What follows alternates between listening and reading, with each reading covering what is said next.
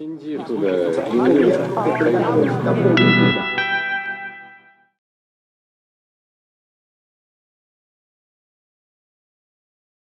So we have another new election result to talk about, this one from France. François Fillon has won the center-right party, the so-called Republican Party's nomination for president of France next year.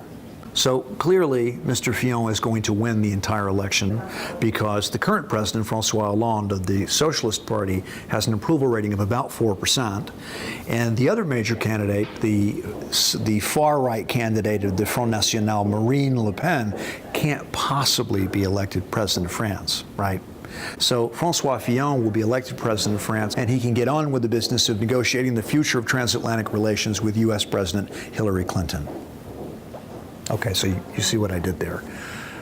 Once again, the polls have let us down.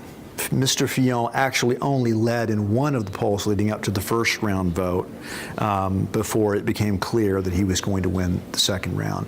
Just as we saw before Brexit, just as we saw before the Clinton-Trump election in the U.S., the polls were not a reliable indicator of who was going to vote and who they were going to vote for.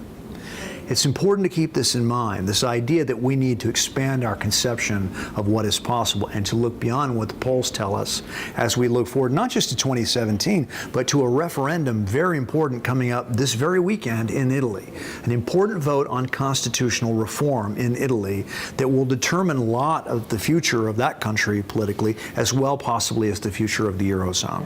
And then we move into 2017. We have that presidential election in France, and we have national elections in Germany in the fall. Something to think about as we move toward another year of big decisions.